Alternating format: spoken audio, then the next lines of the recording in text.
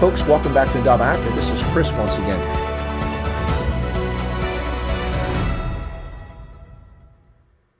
All right, folks, you asked for it. It's like Toyota. You asked for it, you got it.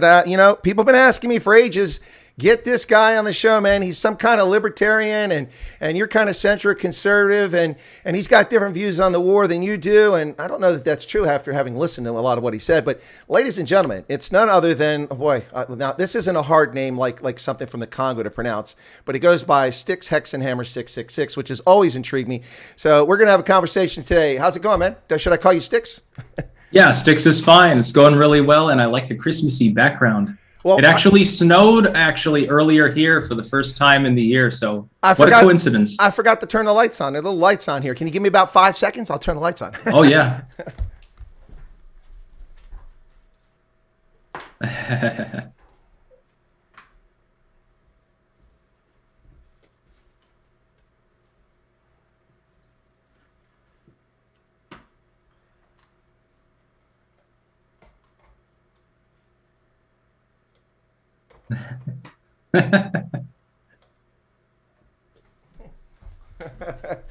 Yeah, that's full of batteries, which we'll put in a landfill when we're finished. Okay. Destroying the environment one Christmas at a time. Absolutely. I've got a box of plastic straws here. I just toss them out the car every time I go down the window. You're hoping to kill off some more of those tortoises because you played too much Super Mario. Yeah, no, I actually didn't play Super Mario as a kid. I was more in Asteroids and Galaga and that sort of thing. Space Invaders. Galaga was a good game. Oh, it was incredible. Yeah, I had a heart. That was one I could never win that one. I kicked ass at Galaxian as well. Okay. Well, Space Invaders I was pretty good at, and Asteroids it was awesome. I remember going to the fair and it was awesome. We had arcade games there at the fair, and I'm sitting there in a little tent with all the power cables coming out. People were like standing around because anyway. Hey, that was a while ago. That was a few days ago. Hey, so people said we should chat, and I think they're really interested in the conversation. So. I understand you have an interest in Africa and South Africa, perhaps particularly. That's what people told me about. And I think that's why they want us to talk, because I'm a regional specialist for Africa. I served as a foreign area officer in the Army. I served in Tunisia, Liberia, Botswana, Malawi, Niger, Mauritania, Uganda, and Ethiopia. And I've been to South Africa about 450 times. I've written on it. I'm a published author in academia and popular press.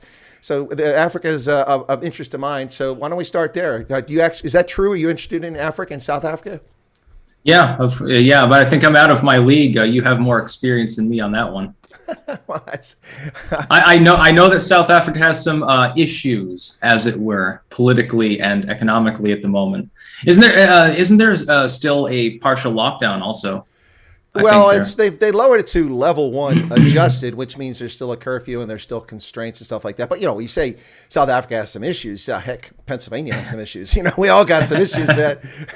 This is time for about a 9 billion person therapy session here with the hysteria that's been going on the last couple of years. Yeah, I just thought it was very interesting that South Africa was the first to identify the Omicron variant. And everyone reacted by shutting down travel to like half of the continent. Thinking to myself, didn't we try this before? I don't think it worked too well. Well, we actually did. When Barack Hussein Obama was president and I was at the African Union in Ethiopia, he shut down travel from Africa to the U.S. And the thing is that there are no flights from West Africa. He said flights from West Africa now can't come to the U.S. There wasn't a single flight from West Africa. Everybody coming to the U.S. and West Africa had to transit through Europe. So it's just not even direct from Lagos.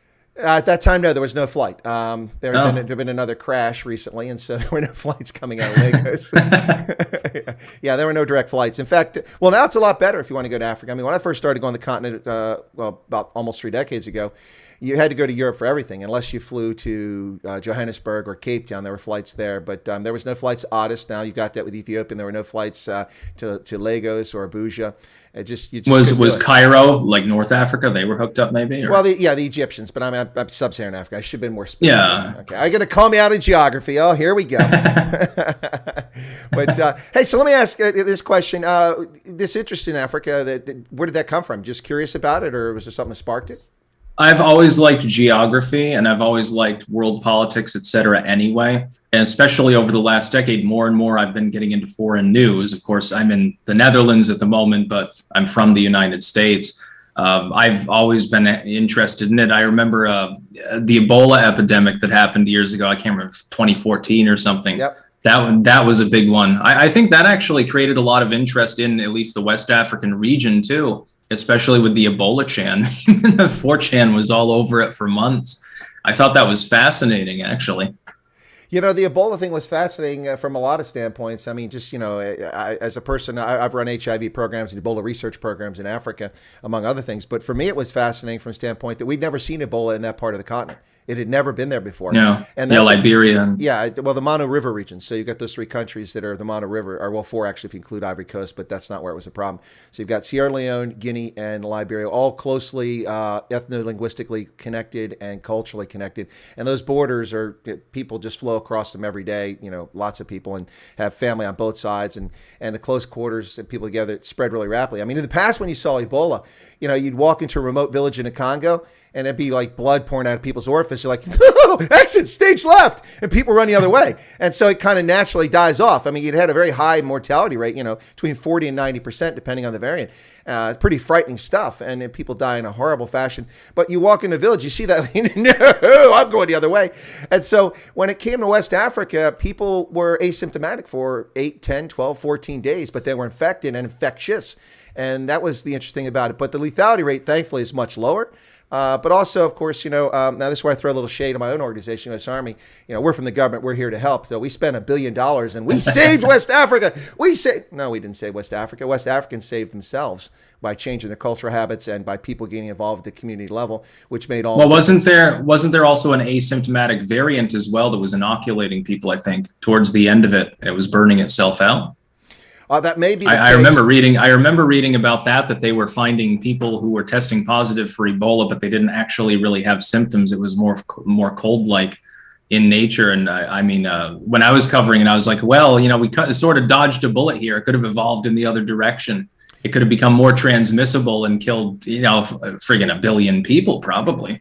Well, the good news with these things normally with a virus, the RNA keeps mutating. It doesn't do the RNA any good to wipe out its host completely and not have another host to jump to. So eventually these things, the ones that survive are the ones that tend to be, milder so they can coexist with the host. And so, there was some data on that. There was also a couple interesting things about that Ebola outbreak.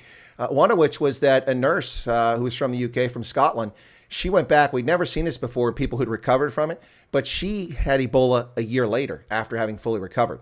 And she'd not been exposed to anybody and not been to West Africa again. So that's an odd situation. That makes you think like HIV or something else that sits somewhere in your body. But so that happened. Another thing is we had never heard of this being transmittable anyway, other than bodily, fluids. But there was a case of someone in Texas who apparently got it through intercourse. At least that's the argument, through semen. Yeah, I had heard about that too. I'm wondering, because you spent decades in Africa, this is a question for you. Having gone to Ethiopia and all of these other places, what level of development has there been? Because I know that China has moved into some parts of East Africa and begun building roads and rail and so forth. And there are anti-Chinese political movements because of the neo-colonial aspect. What kind of development? Is there a difference between countries that are more China-centric in the amount of development over the last decade or so that they've attained versus maybe West Africa, which tends more towards the capitalistic Western sphere? Well, as a differentiation opened up? Well, that's an interesting question. And I think it's almost impossible to answer from the standpoint that if you asked me this 10 years ago, there would be a much clearer divide.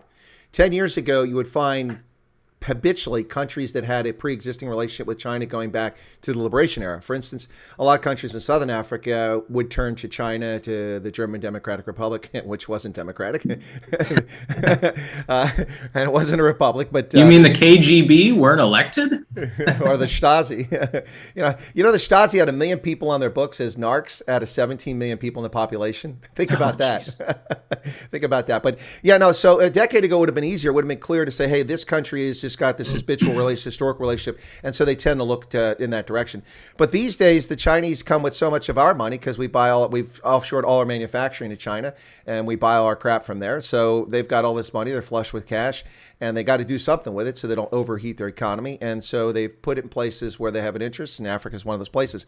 And more countries have been accepting Chinese loans, soft loans, and also projects. So when people say China, but I mean, as far as the development, the countries that China more directly involves itself in, like especially in parts of East Africa, Is there a divide between the countries in which they're more directly involved and the countries in which they might do the lone thing and have diplomacy, but they still lean more towards the West, like especially West Africa?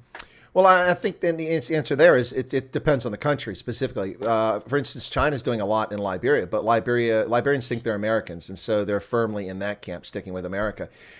South Africa, the leadership of the ANC and the South African Communist Party, they're all in league with the Chinese. I mean, look, if you don't let the Dalai Lama visit your country, there's something wrong with you. He's like the coolest dude ever. I mean, unless you're the Chinese Communist Party, what objection would you have to the Dalai Lama? The dude is really cool. But the South African government, at the behest of the Chinese Communist Party, has twice prevented him from coming to South Africa. They had a global anti-racism conference years ago, and they denied him a visa to enter there. He said he couldn't come in. He was undesirable. Then on the 80th birthday of Desmond Tutu, they denied him a visa to come celebrate Desmond Tutu's birthday. Now, the Dalai Lama is one of the first figures in the world to stand up for the end of apartheid and for freedom and liberty for South Africans. He was firmly backing the liberation struggle in South Africa for decades, and this is how they treat him. So the South African leadership is firmly in the camp. They've allowed industrial parks to be set up in South Africa without taxation, without any oversight, that are entirely controlled by Chinese interests. It's really a great infiltration there. But the people of South Africa really don't care for China all that much, by and large. I mean, I can't speak for 59 million people, but you can get the sentiment of it. And the thing is that it depends on the country. Some countries will take what China has to offer, and they don't align with them politically. They just, hey, you want to give us $1 billion to build a railway? Okay, that's fine. But they don't really move that direction. I would put Kenya in that camp. Kenya's like, okay, you want to build a railway from Mombasa to Nairobi to Kampala? Hey, make it happen, brother. Just make sure it's standard gauge rail, not like the 60s when you built railroads here and we can't put any trains on them because nobody makes those stupid trains.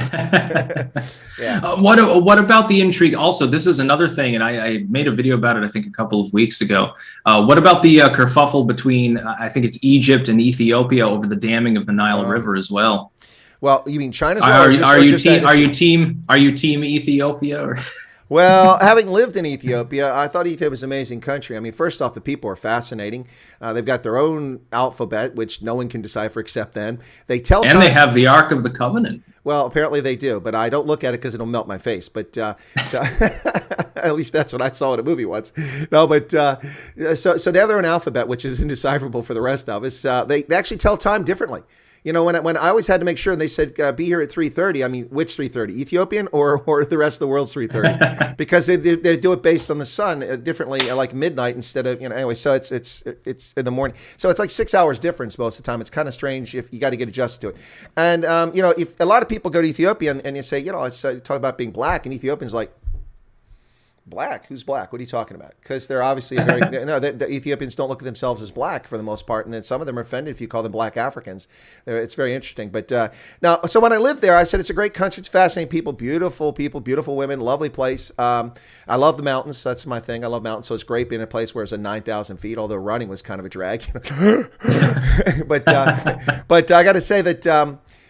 The thing I said about Ethiopia, I said, I could come back here, but no, not while it's what it is, because it was a police state. And then Abe became the prime minister, and he started liberalizing things, and it looked like we were heading in the right direction. But when he did that, he pushed aside the Tigrayans. The Tigrayans, since they overthrew Haile Selassie and then had a communist regime after that, the Tigrayans have long held sway politically, even though they're only about 6 or 7% of the population. And they have been the key leaders in the government since then. And when they started marginalizing them, it wasn't like he kept one or two. He just got rid of all of them in this government and pushed them aside. And then this led to this conflict. So I'm not a team Ethiopia because of that nonsense. Also, the Ethiopians, they're like Americans. They can be stubborn. They're very difficult to work with sometimes when they want something. They won't work with you. But so not a Team Ethiopia guy by any stretch of imagination. And the Egyptians have a point, but I think they overdo their point. Listen, when you fill up the reservoir, they're not just going to stop the Nile and fill it all up at once. They're filling it up slowly and reducing the flow. And it doesn't seem to have had any impact on the environment or the agriculture or the supply of water to Egypt for the most part. But it is a real issue. I mean, the Ethiopians could really use it as a political weapon. And it also affects Sudan. But Sudan's such a basket case, nobody's listening to them anyway. Didn't Sudan's government, I think, collapse? Yeah, well, like a month ago or something. Wouldn't the Ethiopians be worried that Egyptian tanks will be rolling across Sudan unimpeded? Because they've got one of the top, by artillery, they've got one of the top 10 militaries. Who's that, Sudan or Egypt? Egypt. Egypt does on paper have... They're on par with Turkey. Well, they are. But, I once spent several months based in Israel back in the 1990s after the Gulf War. And I had always had this impression of Israel. They're just superhuman. They're amazing. Their military is something else. And after working for several months, I'm like, okay, they're all right. So I came to the conclusion that the reason that they defeat the Arabs all the time, their neighbors, is twofold. Number one, if they lose, it's like Hicks and Aliens. I don't know if you keep your score, man. We just got our asses kicked. Game over, dude. Game over. So, if they lose, it's all over. Where are they going to go? The sea. So that's one reason why they survive, because it's their very existence. That's why they defeat their neighbors. And the other is the Arab armies are largely incompetent. I mean, listen, I went to the Gulf War and we're 750,000 troops, the world's third largest army. This is impressive, colossus, and we're going to send our troops there. Oh my God.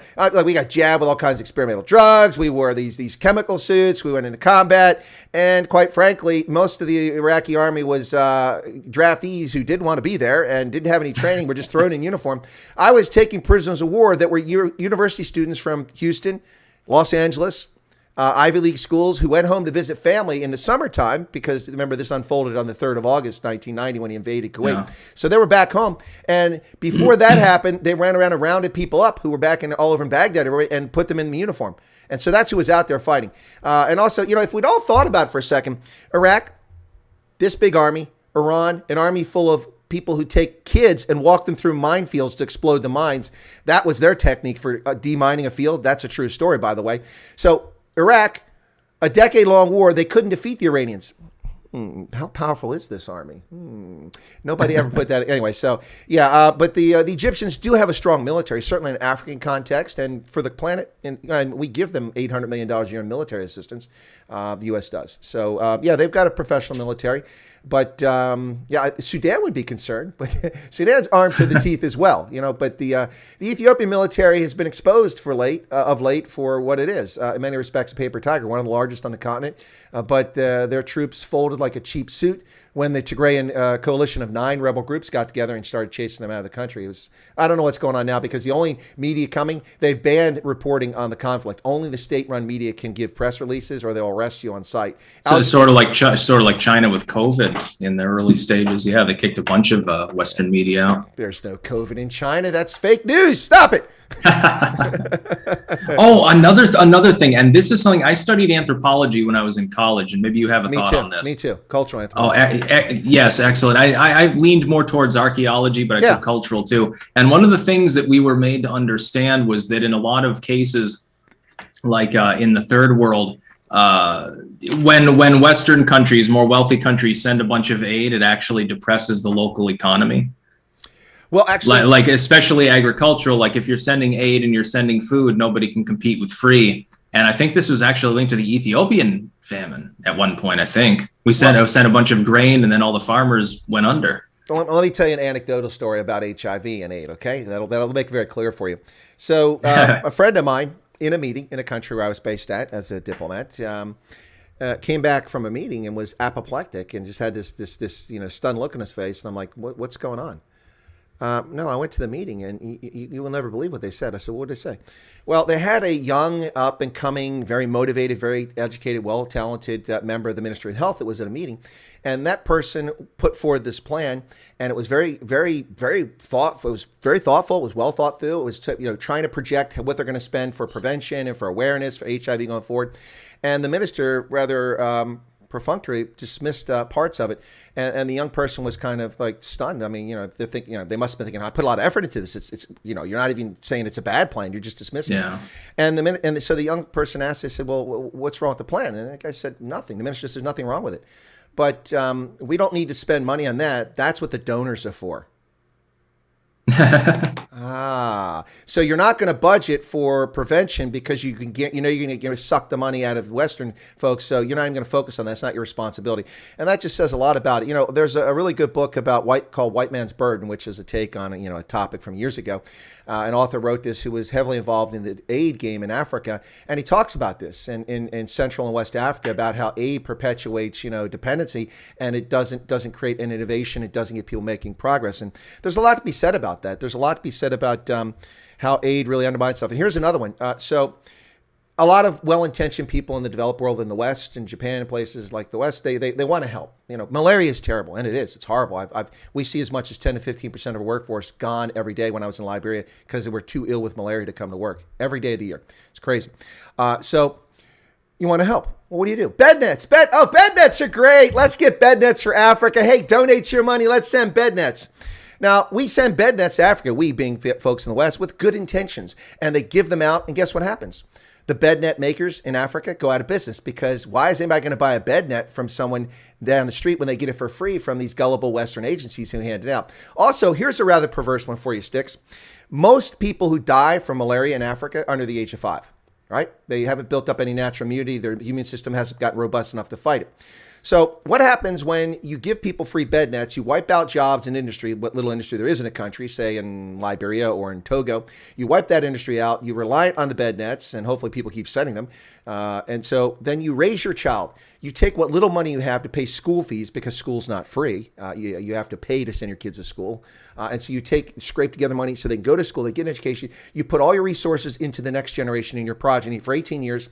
And then they go off to university. They're not home anymore. They come back from university. Let's say they go abroad to UK or France. Okay, they come back home and they get bit by a mosquito and they die. You've just devoted 18 years of life to raising your child and they have no natural immunity because they weren't exposed to it as a young kid. It's kind of a perverse situation. People mean well, but they really ought to consider what they're doing when they try to help others. Yeah, that was what I had thought was generally the case in parts of Africa. But then you've got like Mugabe and people like that, and you have a breadbasket country with plenty of food, and then they decide to destroy all the farmers. Well, I think from the outside looking in, I think most people have the conception that Africa is, if not beyond saving, at least so messed up on so many levels that it's almost impossible to actually make the continent more developed. With the exception of a few states like Egypt or Nigeria or South Africa or something, where there is a development index that between a handful of urban oases, there's not really much else going on other than the tourist industry. And when you do have an industry like diamonds or oil or something, then it leads to human exploitation.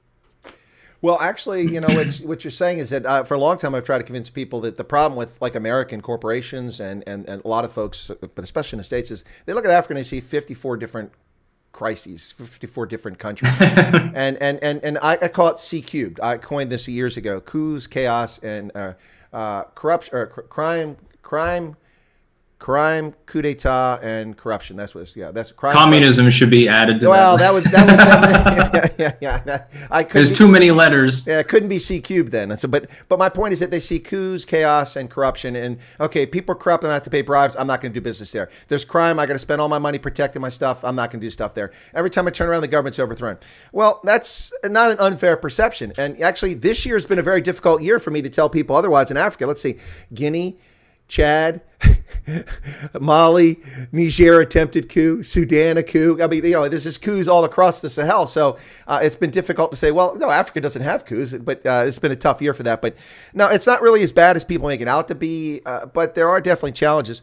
But even countries where people think things are well, like South Africa, they are far from well. South Africa is in really bad shape. It is it's bankrupt. They have no money. They're junk bonds.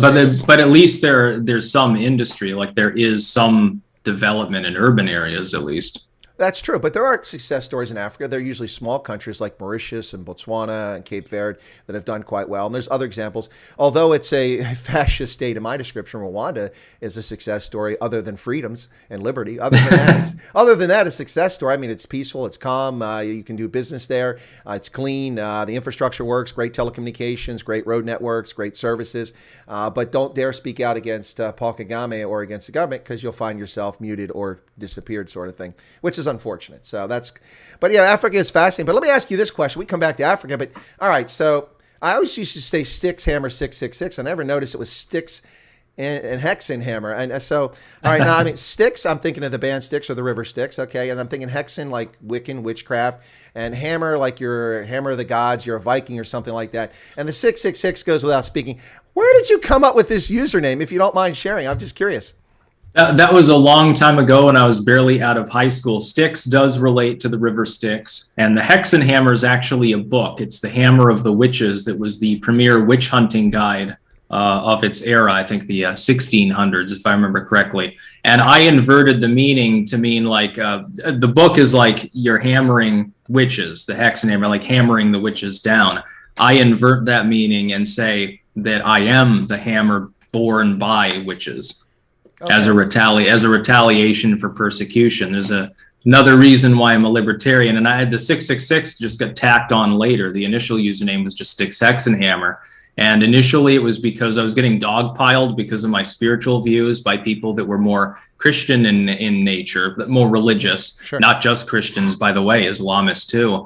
And so I just threw it in there to piss people off, and it worked. And it was great. It was so great.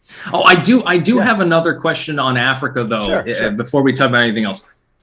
Which sub-Saharan African country specifically do you think over the next couple of decades has the best shot? Would it be Tanzania? Because I know I've heard that mentioned as one of the more peaceful countries that has more of a rising urbanization, at least in the more major settlements there, and doesn't have some of the problems of nearby states in Tanzania, I mean. Well, Tanzania, a lot of people look at it that way. People investing in Africa look at it that way, and people look at the potential development. Tanzania, the Germans were brilliant to make Tanganyika a colony. It was a great natural resource location, a great location for geography, its physical location, the size of it. It makes it a very viable state. For decades, when it first came to independence, it was ruled by a socialist state, and Julius Nyerere led that country. And he later admitted that, hey, don't follow my example. We did the wrong things. They tried to use the Soviet model, and it just didn't work. But it left that country decades behind the rest of the world, and certainly, behind Africa, but certainly behind the rest of the world. Look at where Asia just took off, and it stayed behind. But there's a lot of potential there, but there's some funky stuff with politics there. I mean, the previous president who passed away, John Magufuli, recently, he monkeyed with the mining sector and threatened these companies. They're getting royalties, they're making tons of money, but they wanted more money, and then they blamed the mining companies on having unfair rates. And if you look at what was actually going on, that's not the true story. So they're talking about nationalizing mining operations, and that made the investing sector very nervous. And then there are some other challenges with the current president. All hailed her, oh, another female leader, and she comes out and she says, did she what she said about the women's soccer team? Basically said nobody would want to sleep with them and have kids. They're all ugly and don't have any breasts. Who would sleep with those women? Have you ever looked at the current president of Tanzania? Talk about unattractive. That lady is she is wickedly unattractive, and she has the audacity to say that about the soccer team. So I guess you're not being invited back to that country. And I probably never noticed what I say, but Tanzania has a lot of potential, but the politics have to get straight.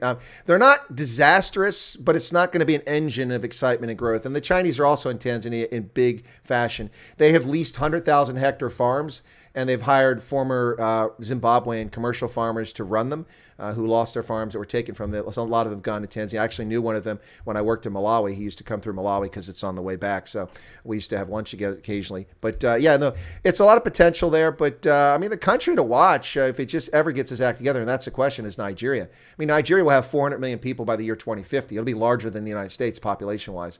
And there's so much potential there, so much human capital, so many resources. But the problem is the politics and the way that ethnicity and religion is mixed in a volatile fashion into the politics. And there are other countries who can do really well, but there's no major ones that I can see on the horizon that are really going to just explode and take off. This one exception, I would say Morocco, but that's North Africa. But Morocco is an amazing case. The king is, look, I'm not in favor of monarchy per se, but the king is kind of brilliant. About 15 years ago, he said that we have to have, of course, he has a major role in the government there, the king does. He said, we need to take a closer look at West Africa and get engaged in there. So Moroccan companies have been investing in and or buying out insurance companies, banks, and businesses throughout the Francophone West Africa countries for the last decade and a half. And now they've expanded into Anglophone countries, and they've become a major foreign direct investor. And the ties between Morocco and West Africa are tighter. So much so that despite the Western Sahara thing, which kept Morocco out of the African Union since its inception in 2003, replacing the Organization of African Unity, they stayed out of it until recently. But now they're back in. Even though they haven't resolved the political dispute, they said they wouldn't be part of it. And then the AU said, we don't want you as long as you consider Western Sahara to be your territory. It should be independent. Well, they kissed and made up. AU has allowed Morocco in. They're part of the AU now. And the reason they did that is because Morocco's investment in West Africa has become so integrated and so substantial that the African Union is like, we can't ignore this. So that's what happened. But maybe so, Morocco. So like a giant version of Cyprus, kind of. Oh, a much more on the much investment larger, side. yeah, much larger. I mean, there's massive resources, lots of human capital there, long existing ties with Europe. It's a country that has the functioning rail system. They've also got these massive. There's no such thing as green energy. I can dispute that right away. But they have this massive solar thermal, as I used to call it, but now they call it. What do they call? They've changed the name. Where you take the big reflectors. I can't think of the name. Salt reactor, I think it is. Yeah, it's what it's. Liquid salt. There's a new name for it. It used to be called solar thermal, but now they've changed, and I can't think of it right now. But yeah, so there's the Obama reactor.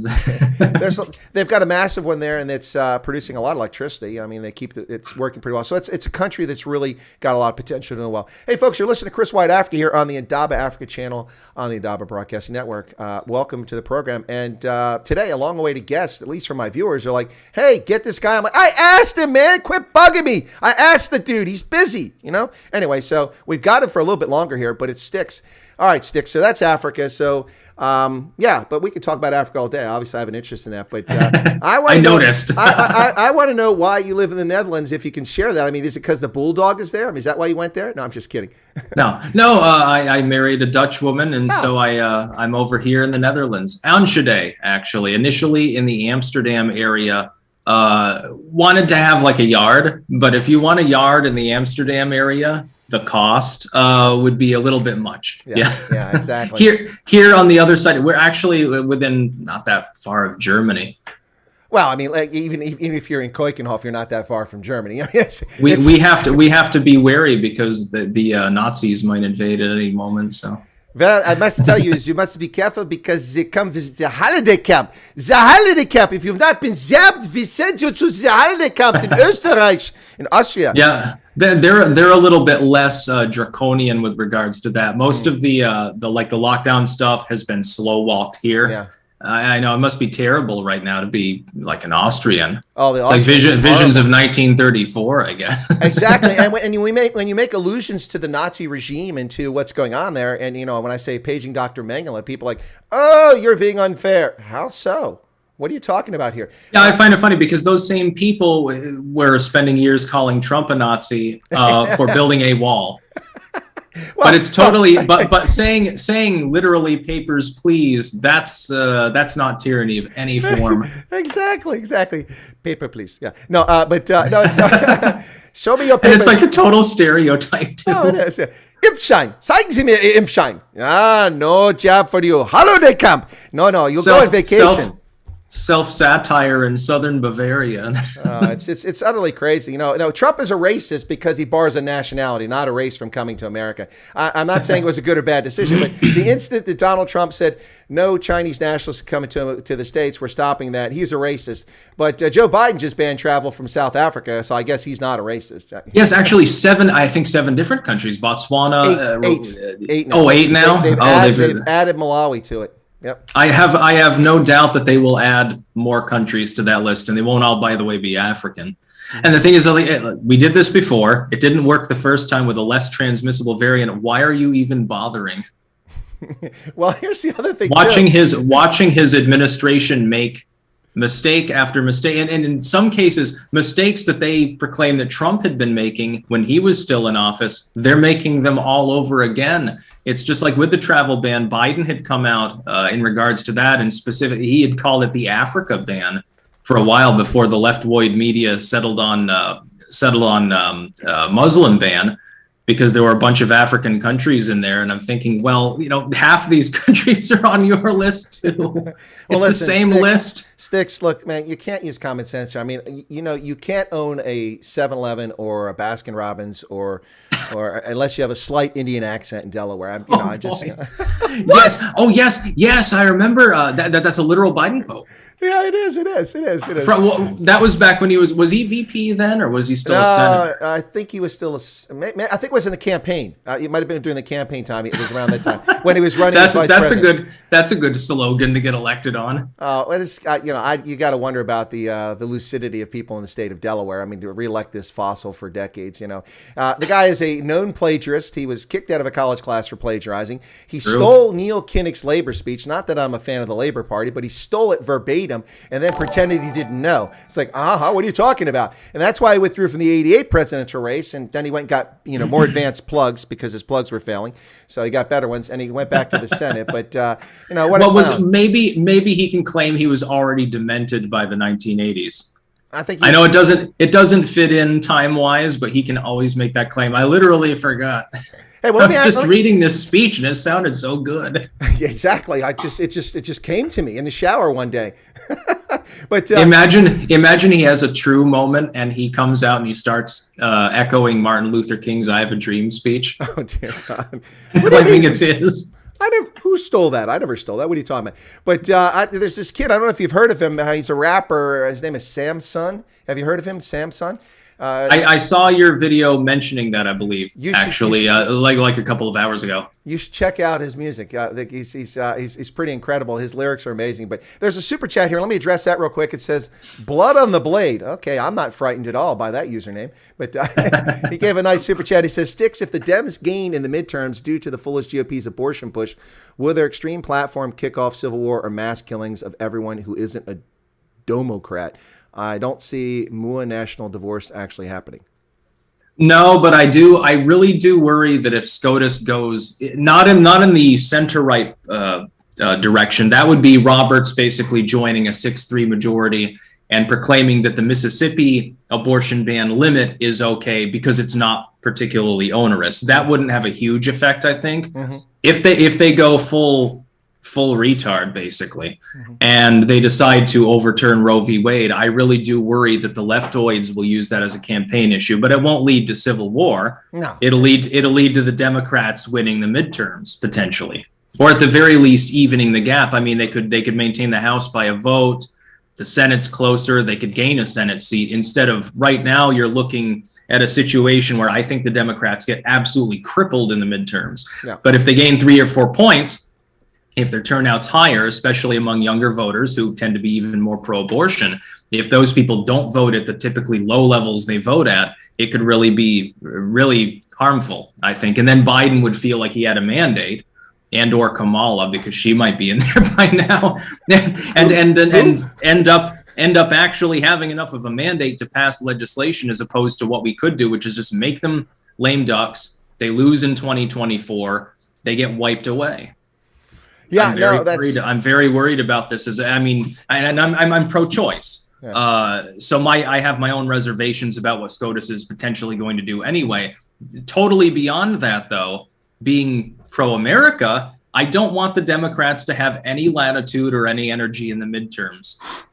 Well, on that one, I agree. Now, my issue with Roe is from a constitutional standpoint, not a religious or a moral standpoint. Mm-hmm. My issue with it is that, in my view, the Burger Court exceeded its constitutional writ, and they don't have the authority to do that. That should be one of the things that's not enumerated in the Constitution. It should fall to the states. And that's the issue I had with it. And using the court loves to use the Commerce Clause for a lot of things, not Roe necessarily, but to me, I have issues with it from a constitutional standpoint. I don't think that it stands the scrutiny of it, and the fact that it's 50 years old, I find astounding that it never should have been passed. That doesn't mean that people can't have the right to choice, but it's up to the individual sovereign states, is my view. We've seen a century of the federal government amassing power. Ever since the enactment of the income tax, that amendment, which allowed them to start taking revenue out of our pockets, that's allowed them to get bigger and bigger and bigger. And to be fair, they needed that sort of power to fight the First and Second World War and the Cold War and so on. For me, it's a constitutional issue, and that's my thing. But I don't know if it'll cost the Republicans the midterms.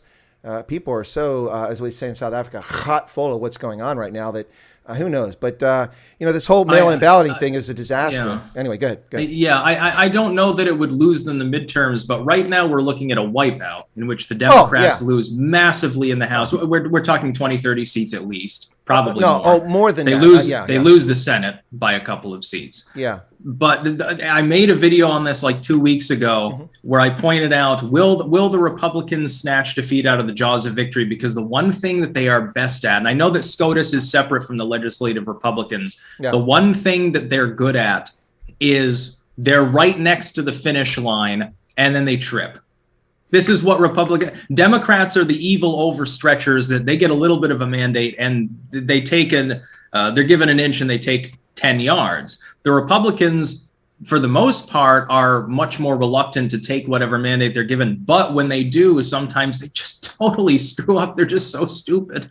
I hate to say it, but the legislators in the Republican Party are stupid. Mitch McConnell is an idiot. Other than the procedural side of things with getting people put in their appointed offices, he's very good at it. With everything else, with optics, you're stupid. Well, look, I'm worried. Don't say you hate to say it. I mean, it's just a matter of fact. Mitch McConnell is a fossil. I mean, he's a deep stater. He's a permanent political turtle. class. Yeah, he's a turtle. I'm looking and his wife isn't much better. It's just. So, I mean, listen, Mitch McConnell, Chucky, the Crypt Keeper, Schumer, there's no difference between them other than the nonsense they spew for their view. Listen, that's part of what's going on here. It's very frustrating. A lot of people talk about term limits. I don't necessarily agree with term limits, but I certainly I think that there's a real problem with someone like Chucky Schumer and Mitch McConnell and Strom Thurmond, who spend 5 decades in the Senate and never leave, and Nancy Pelosi, who's been in the House of Representatives since 1623. She's it's there's a problem there. And when people talk, do you remember Nancy Pelosi's Happy Sunday Morning thing there? Where she suffered she was giving like an interview to the news there, and all of a sudden in the middle of her thoughts she just stops and she says, good morning, Sunday morning, and then she just has a weird demented looking grin. And you look that up, look up Nancy Pelosi Sunday morning if you want to see something absolutely hilarious sometime. There's actually a Twitter account every Sunday, it wishes you Sunday morning, and it's her over, the Teletubbies where they have the sun rising and usually there's the baby superimposed and they've got Nancy Pelosi's face. It was the greatest. Yeah, no. All I need to say about Nancy Pelosi is visa and the initial public offering. That's and from there, that's all. It's all you need to know about Nancy Pelosi and why that's never been investigated and just all the strange shenanigans there. But I love these people like Maxine Waters in one of the poorest districts in America, and she has multiple houses, multimillionaire, and she hasn't done anything since her 20s in the private sector. Just been in the government teat for all this time. All these people are just really just disturbing to me. Actually, I stood for office here recently on the 2nd November election. I ran and I won. I'll be judge of elections in my local district here because nobody was on the ballot.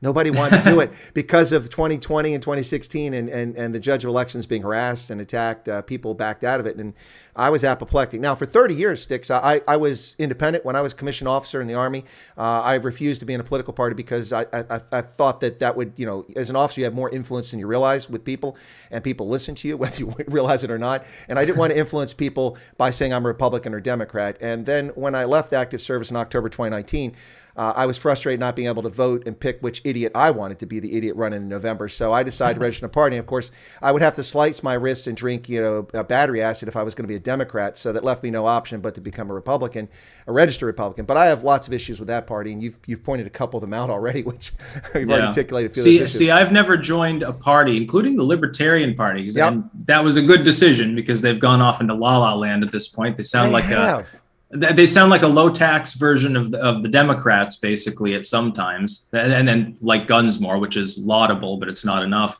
I'm still independent, but Vermont has open primaries, so it doesn't matter. You don't have to register for a party. Yeah, that's something I'm torn on because the primaries are for parties. Yeah, so that's something I've always, it's you've seen people play the game Republicans, Democrats. Hey, let's vote for the person we know is going to lose.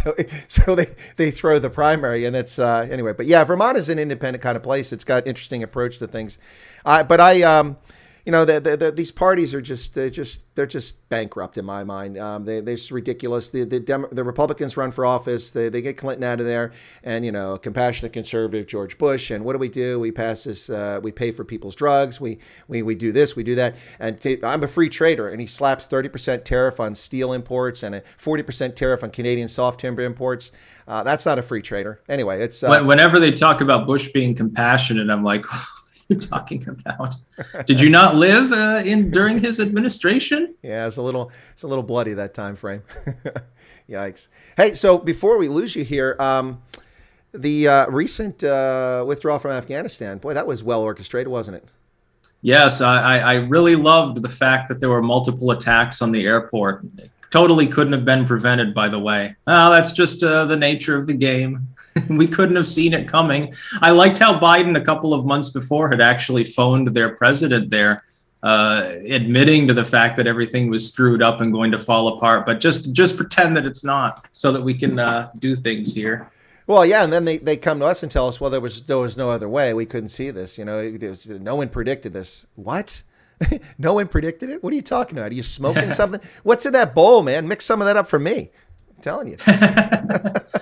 It's definitely hydro. As far as that goes, though, I never wanted to be in Afghanistan to begin with. I thought it was a stupid idea mainly. The ones who were in there, it made sense to at least withdraw with some semblance of tact.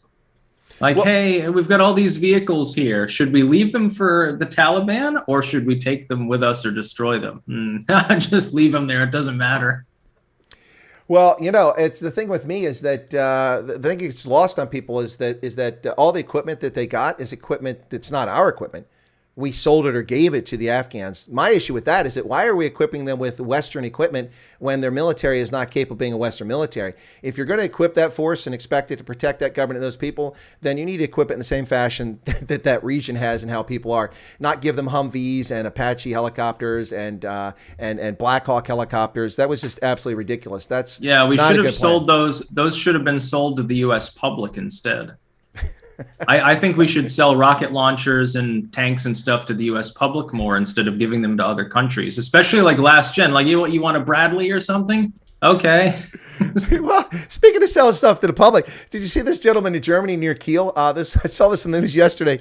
He had an underground garage on his property. It's Europe. It's not like there's a lot of space, right? I'm just trying to picture this. I've lived in Germany a third of my life, an underground garage, and he had a Panther tank in there from World War II that was operational. And so he would bring it out to get rid of the snow in the street in front of him, and people knew he had it. So finally, the authorities went after him because you're not allowed apparently to have these weapons. He had like an 88 anti-flak gun and stuff like that in his property. So they took him to court. He's 84 years old. They convicted him and they fined him 250,000 euros and told him he had to donate or sell his military hardware to a licensed operator. Who else has got tanks in their garage in Germany? That's a scary thought. Yeah, no, Europe definitely is more cucked on the weapons issue, unfortunately. Oh, they definitely are. They definitely are. Like I do miss plinking sometimes in Rutland. And Vermont at this point is not the most pro-gun state. It used to have no gun laws at all. Yeah. Now Phil Scott sold us down the river. And one of the reasons I had voted for him initially actually was because he had come out against the Bloomberg-style gun control that Sue Minter, the Democrat in that race, was peddling. Mm-hmm. Within a few months of getting elected, I think it was after Sandy Hook, if I remember correctly. Oh yeah, I'm gonna pass the same thing minus the assault weapons ban. Everything else is exactly the same. Magazine size restrictions and everything else. Well, I was passing by a local range a couple days ago there, Styx, and it was target shooting. I saw this 38 special jump up on the shelf there, and it just automatically discharged every round in the cylinder by itself. And then on the other side was a Ruger, and they brought the targets back up. I'm just amazed that these things are animated. It's like watching Disney. The teapots are alive. So they bring it back, and then the 38 special looks at the target, and it was all over the place. So it just kind of drops its muzzle in resignation, and the Ruger starts dancing and spinning on its base because it hit all center mass. Because guns kill people, not people. It's not people, it's guns. Exactly. Yeah, it's guns. It's did you hear that Alec Baldwin never pulled the trigger? I don't know how that gun misfired. That's just magical. Did you see that? He didn't pull the trigger. He literally didn't, or he says he didn't pull the trigger. He's not responsible for that young lady's death. Maybe they had filed down the trigger mechanism or something. Could be. Maybe it's possible that he got screwed over there, but I think looking at the things that he's said in the past and the fact that he said, "Oh, hey, about I shoot you" or something right beforehand, shouldn't there be a more beefy investigation? Can you imagine if it was you or me? Oh, absolutely. That's the real question. That's the way to judge it. That's the way to judge it. No bail. We'd be in jail. Exactly right. Well, no, it was a far-right extremist attack. Oh, yeah, it was a MAGA attack. Everything's MAGA. Everybody that opposes the jab is a MAGA mofo. Look at these anti-vaxxers. I'm sorry. There's 5 decades of jabs right here from the World Health Organization. Yellow Book, 7 of them in here. Measles, mumps, rubella, tetanus, typhoid. No objections to jabs. Jabs can't work. But you're telling me a jab, and by the way, I identify as vaccinated in case you don't know that. I even have my hat that says that. So there you go. There you go. I do identify as vaccinated, so just in case you're curious. Okay. But that's also popular with this one now, too. Apparently, my audience really enjoys this cap. I don't know what it's about. Something to do with NASCAR, this thing here. I don't really get that. So that's like the greatest modern meme. I don't know. At this point, Let's Go Brandon and I Did That are really in competition, though. Oh, I yeah. think the gas pump meme is it's rising up. Well, did you see what's Bonehead Stelter? I mean, Brian Stelter, I guess on but he is Bonehead. Look at that skull, man. It's nothing but bone there. But and keep in mind, he's only 2 years older than me. Look at it. I think there's a little bit of a difference. DNA counts for something, brother. Well, I mean, if you're working for CNN, you can't be too choosy. You also can't be too bright, but that's another story. Yeah, but no, it's Stelter. He's angry that there are memes against the president. He's calling for censorship of memes. Yeah. Isn't this the same dude that would howl about Trump on a near weekly basis? Oh, yeah.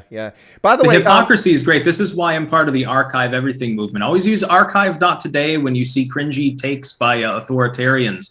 You never know when it'll come in handy later on. Those will be very handy as we unfold and tell the true story of the Australian penal colony here in the future as things unfold there. Man, it's pretty scary. Did you see they tracked down 3 teenagers who are negative for the bug, and they've relocated them back into the the holiday camp in the Northern Territories. The internment camp, as FDR would label it. Wow. Well, yeah, that's right. Now we just don't do it to Japanese Americans. This isn't a prison. You're just not allowed to leave, or we'll hunt you down.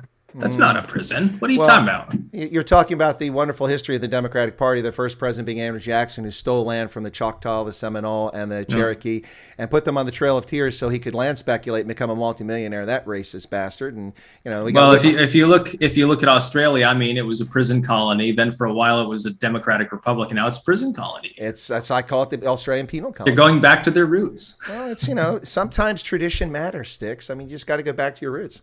That's crazy, but it's absolutely crazy. So I see that you keep a connection to Vermont. You stay up on what's going on there. Oh, of course, yes.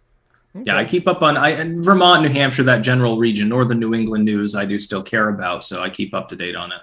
I can go back and forth because you have U.S. citizenship, Dutch residency, so the COVID restrictions on travel are less. Yeah. Well, it's still more than they should be, but a little bit better. I've actually been to the Netherlands many, many times. Keukenhof, I've been to the Zuiderzee, I've been to Middelburg. I actually have ancestors that came from Middelburg and from Ameland, one of the islands above the Zuiderzee. Oh, yes, yeah. Yeah. So I've been there many, many times. Pretty interesting place. But the first time I went was 1985. And if anybody in the chat says they weren't born yet, you'll be sent packing. No, but 1985, I went there. I was a young soldier, and I went with a friend of mine who was in the Army who spoke German fluently because he didn't go to work. He hung out with his German girlfriend all the time, so he's pretty good at German. And his friend, who was a day laborer, like a guy that did drywall and stuff like that. So we take off. He just got paid, and we went up there. And I didn't make much money back then, like $150 every 2 weeks is all I cleared. But we go up to there. We took the train. We bought return tickets, thank goodness, so we would have been screwed. We went up for the weekend, and we get into the Netherlands, and we get out. It's like midnight. We arrive in Amsterdam. We come out, and some guy comes up to us, and he starts talking. And my German wasn't particularly good at the time, but he was a German who was in Amsterdam. Turns out he's a heroin addict who went to Amsterdam, did drugs, and then never got back to Germany and was scraping by. So he's like, hey, I know a place you guys can stay. You're looking for a place to stay? And so we went to this place, like a flop house, a few blocks from the train station. And there's like people laying on the floor everywhere. I'm like, I'm not sleeping here, man. No, I'm not. No. How in the world did you get us? So we left there, and we took off. And all I wanted to see was the Anne Frank house. That's all I wanted to see in Amsterdam, right? That's it. So what do? So we go out. It's after midnight. We leave this place. We did find a place to stay. We go out, and we're traveling around in the canals. So we got on one of the boats for a little bit. That was kind of boring. I was falling asleep. And then in the evening, they want to go to the Bulldog. For those who don't know, the Bulldog is one of the shops that sells weed back in the day when you couldn't get weed anywhere except in the Netherlands, So we went there, and it was kind of interesting for me. They pull out little, like it was like a menu. You got Maui Wow. You got all these different types of marijuana. Of course, I don't do drugs. I never smoked them. So they're like, this is cool. They're smoking. I'm like, okay, whatever. So we left there. And then I said, let's go to the Anne Frank house. No, let's go here. So we went somewhere else. And they wanted to go to all these pot houses. So we left there, and then we went around, and I was hungry. And there was a big crowd of people in this audience, and they're big on the street, right, in this big walking zone, and we're all cheering. So we worked our way up towards the front, and it was Uwe, and Mike and I, and they're playing the shell game. believe it or not. With the 3 shells and the P. So people are tossing money down on this end. Hey, look, he won. Yeah, he's a plant. That guy works for the dude. And I'm like 19 years old, and I get this, but these guys don't. I said, Mike, don't let him bet. Don't let him bet. I'm going to go get something from McDonald's because right here. I went and got some food from McDonald's that came out, and the crowd's like, yeah, they're cheering and everything. I'm like, what's going on? I work my way back up and eat my burger and carry my bag and my drink in the other hand. And I get up there, and I look down, and I see Uwe throw down like 400 Deutschmarks. I'm like, I said, Mike, what's he doing? Oh, he's trying to win back the money he just lost. I'm like, no, boom, gone like that. So we walk away, and he's all dejected like this, and then they're talking in German. Mike says, we got to go back to Germany. I said, what do you mean? Uwe doesn't have any money, so we can't afford to split money for another hotel tonight. I'm like, what? Anyway, so we took the train back. They thought they were big pot dealers. I didn't know this. They hid, heroin and stuff all over the train. The dogs came on, found it in all the compartments. So when they got to Germany, they went and tried to find their stash, and all they found was stuff that turns out it wasn't even drugs, or it was not heroin. I keep saying heroin, hash. That sounds like a wacky ass vacation. Well, it was, but we wound up in Mainz. We missed our train station, and there's no trains back to the town we were stationed in. So it was after midnight. We hopped in a cab, and between Mike and I, we had just enough money to get back to Bad Kreuznach.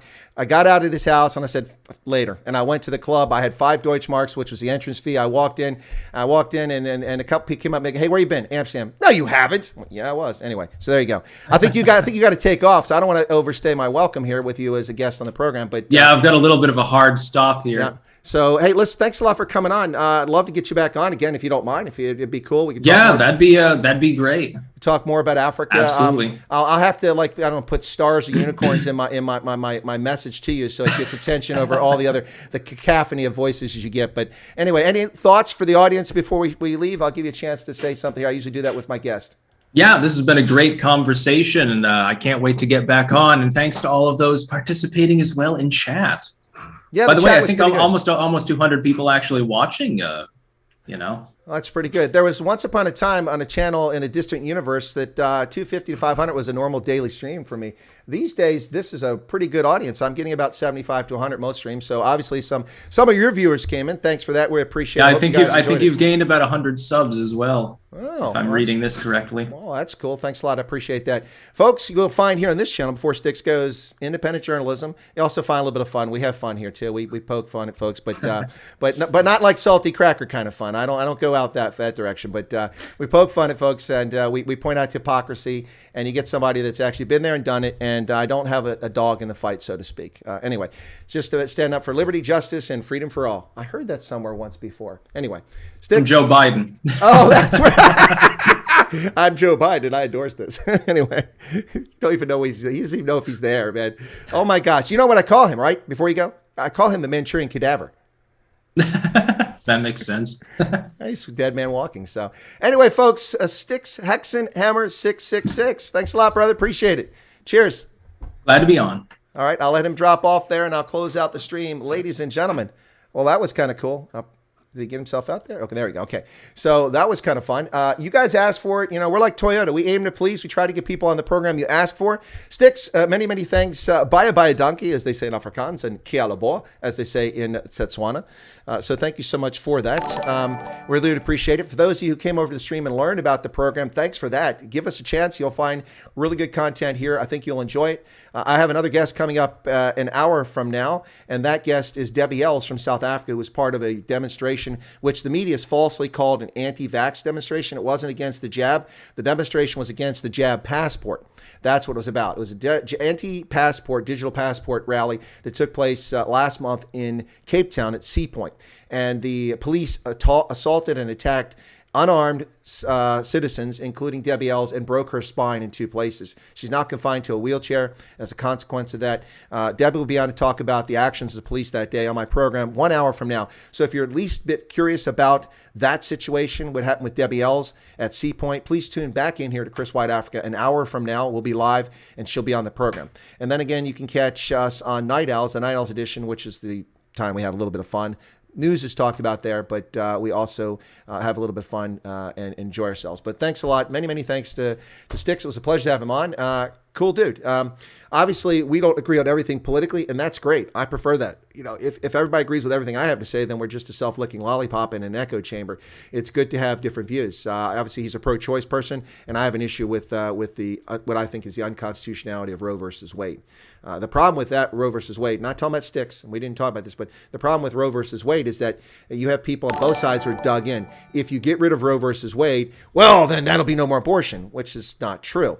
And on the other side of the aisle, well, if you get rid of Roe versus Wade, then you're stealing reproductive rights. That's also not true. In our federal system, that falls back to the responsibility where it is chartered under a constitution. The individual states, the 50 states and 4 territories, who have the authority to allow for abortion or choice, whichever you want to call it. That's up to the states. Now, some people have issue with that. I don't. The federal system is an interesting system. I think it works well. If it wasn't for the inexorable growth of the federal government over the past century, it would work much better. But anyway, that's my view. It doesn't make me right. Doesn't make me wrong. Just is my view. I am a constitutionalist, but constitutionalists are being painted and portrayed falsely by the mainstream media these days, and by other politicians. We simply believe not that the Constitution isn't changeable. Obviously, you can change the Constitution, ladies and gentlemen. We have an amendment procedure. We also have a Convention of States clause in the Constitution, which allows us to call for a Convention of States to have the people themselves amend the Constitution. But I'll be honest with you, given the way people vote, the way that people engage in political sphere, I'm a bit nervous about the Convention of States myself, although people on the political right have been pushing for it for a few years, and we're on the verge of having Convention of States, potentially. I don't know that I'm in favor or opposed to it. I'm just leery of it. But being a constitutionalist is not what the public paints you as. I definitely believe the Constitution can and should change. Otherwise, we never would have had the Bill of Rights. We would never have had the 13th, 14th, and 15th Amendment, which were necessary to enforce the end of an abominable institution. And we were one of the first countries in the world to actually do that. So we also are the only country in the world to have fought a civil war to end slavery. Over 600,000 lives were lost in that conflict to end the institution of slavery. So don't let the fake stream, lamestream media, political pundits, the Twitter sphere decide for you what the truth is. You decide for yourself. You can watch my program. You can agree with me. You can disagree with me. That's cool. It's your choice. You don't have to like me. It's fine. You don't have to agree with me. That's fine. I enjoy people who have different views and opinions. I appreciate discussing them, unlike the two polar opposites that are in the political system now. So welcome to the program. I appreciate everybody tuning in. To my audience, my apologies for not getting to all of the chat. I normally get to it, but this was a conversation I really wanted to have because I've followed his videos for a long time, and I've read some. I don't do Twitter much, but I've read some of his Twitter stuff, and the guy's pretty much spot on from my view. So I was when one of my viewers said, "Why don't you get him on?" I'm like, "How, man? I mean, I don't know the guy. Do you know him?" And then I reached out to him, and it was a long process because he gets inundated with messages, but we got it set up, and after a few months, here he is in the channel. So I didn't focus on chat so much, but depending on the guest, a lot of times I will bring the chat in. So come back with my guest. I do guest all the time. 2 guests today. I had a guest yesterday and some big guests over the weekend. And I do focus on Africa, but we also cover the U.S. and we cover the world in general. As a political scientist and a historian and a former intelligence officer, I've lived all over the world in 17 countries. I've spent time working in about 70 countries or 60, 70 countries around the world, in the Middle East, Europe, and Africa, and North America. And I bring that experience to the conversation. So thanks a lot for those who tuned in. And Lawrence, you are here. Lawrence, Lawrence is the one that pushed me to get Styx on. Are you satisfied, Lawrence? I just need to know if you're happy with that. So that was pretty cool. Yeah, and Ronell says, welcome. See that this kind of, I don't want to say it's a family. People here treat it as a family. They call it the hashtag Wyatt Army. I play off the fact that I was in the Army as a colonel. But it's something that one of our viewers who passed away from the Rona recently, back in August, nickname was the Brew. Kind of a character. He nicknamed hashtag Wyatt Army just before he passed away. And it's kind of stuck. So thanks a lot, folks. Thanks for joining us, those who are new. I see some faces that I know from my channel I haven't seen in a bit. And Ozark NF00, thank you for subscribing. I appreciate it. And for everyone else who subscribed. Anyway, folks, thanks a lot to my guest. I think this was an epic conversation. We talked a bit about Africa, which will interest my African audience. We talked a bit about the U.S., which will interest the U.S. audience. And good conversation. I like talking to him. It was pretty cool. So thanks a lot. We'll catch you guys later. And Merry Christmas to everybody, whether you're a Christian or not, or you're an atheist, or you're an agnostic, or you're a Muslim, or you're a Jew, or you're a Hindu, or a Wiccan. Merry Christmas to you. Christmas is many things to many people. For Christians, it's the celebration of the birth of Christ, and that's the origin of it from its pagan origins. That's what it became. So there's nothing wrong with people who are agnostic or atheist celebrating Christmas, because we got it from pagan origins to celebrate the birth of Christ, Christians that is. And for Muslims and Jews and for Hindus and others, you're welcome. It's a commercial event as well. So please celebrate the holiday season, enjoy it in whatever fashion you do, as long as it doesn't harm others. That's all we ask. And that's it. They need a rant. Oh yeah, Fleshin, who's in the Wales, will tell you that the new subscribers need to see my rant. Go back and watch some of my previous videos, and you'll see rants. I do rants. People like the rants for the most part. And Tony Naish in Canada says, Feliz Navidad. There you go. Feliz Navidad. Voor Weihnachten, Kers Vies in Afrikaans. Anyway, folks, just say Biden, Hunter Biden. Yeah, anyway, folks, that's it. I'll be back on in less than an hour with my interview with Debbie L. So please tune back in for that. And if you missed that, you're welcome to come back for Night Owls tonight. Thank you very much. And once again, Kia Lebois to my guest, who was interesting. I enjoyed chatting with him, Styx. All right, folks, going to get out of here now, and I'll catch you in the next 50 minutes or thereabouts. Please check us out then. Cheers, everybody.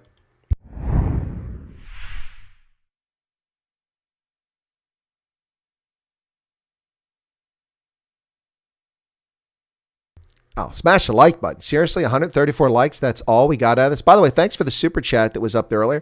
Very kind super chat. But come on. Don't make me do Kung Fu fighting. Don't make me do Kung Fu fighting. Oh, come on. Smash the like button. It costs you nothing but a moment of your time. A moment of your time. All right. Cheers, everybody.